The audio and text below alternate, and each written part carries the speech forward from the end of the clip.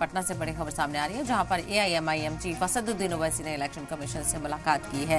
Election commission से करीब 30 minute तक ये मीटिंग चली है। आपको बताया चले कि वोटर लिस्ट रिव्यू समेत कई मुद्दों पर बातचीत हुई है। वोटर लिस्ट रिव्यू मामले पर पार्टियों से चर्चा नहीं हुई। कहा जा रहा है 2024 की वोटर लिस्ट के बेस पर ही इंतखाब हो। वोटर लिस्ट रिव्यू पर स्टे दिया जाए। बिहार एआईएम सदर अख्तरुल इमान भी उनके साथ रहे। तो एसआईआर को लेकर सियासत देखने को मिल रही है और वोटर लिस्ट रिव्यू पर स्टे दिए जाने के बाद असदुद्दीन ओवैसी की तरफ से भी उठाई जा रही है। तो एक तरफ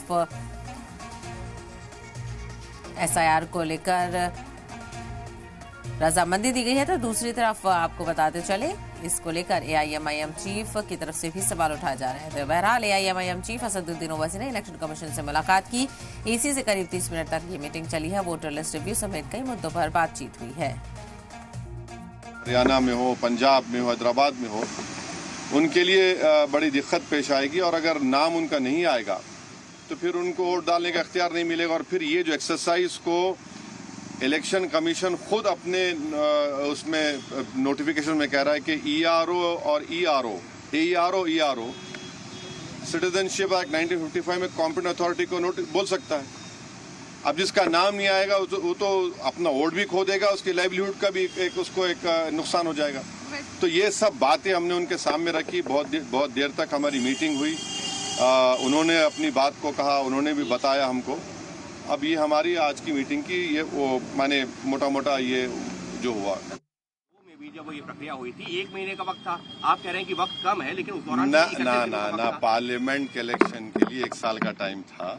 जो यहाँ सुन तो लीजिए, पार्लियामेंट के इलेक्शन में 1 साल का टाइम था, विधानसभा के इलेक्शन के लिए 2 साल का टाइम था। वो बात सही है कि इन्हीं महीनों में हुआ था, 31 दिनों की जानकारी दी गई। इन्हीं महीनों में हुआ था, मगर टाइम तो था चुनाव के लिए। अगर आप चुनाव को सामने, अब आपको नवंबर में 4 महीने में चुनाव कराना है तो इसको भी तो सामने रखिए। और जो सीमांचल के बिहार का नौजवान जो भारत के कोने कोने में जाकर काम करता है अपनी जिंदगी के लिए, उसका क्या होगा बताइए। चुनाव में तो इलीगल तरीके से पॉलिटिकल पार्टी उनको बुलाती है, अब उनको कौन बुलाएगा? 1 नहीं 2 नहीं, लाखों में है ना। ये तो मजाक नहीं है, लाखों में बिहार का नौजवान है। अख्तर भाई ने कहा कि 60-70% बिहार का सीमांचल का नौजवान तो मुख्तलिफ भारत के कोने कोने में काम कर रहा है। तो ये डिफिकल्टी है।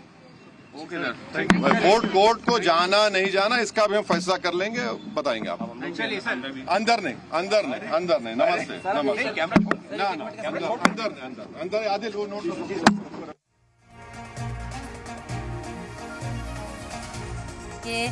क्या कुछ पूरा मसला है। और इसी मामले को लेकर आपको बताते चले कि इलेक्शन कमीशन से मिलने के लिए पहुंचे हमारी पार्टी में भी हम बैठ के बात करेंगे और इस पर क्या फैसला लेंगे। मगर हमारा एक ही है कि आप इतने कम टाइम में एक्सरसाइज कैसे कर पाएंगे? बहुत टाइम कम है। एसआईआर में भाई जो लोग जो अपना एड्रेस चेंज कर लिए उनको क्यों आप पूछ रहे हैं बर्थ सर्टिफिकेट?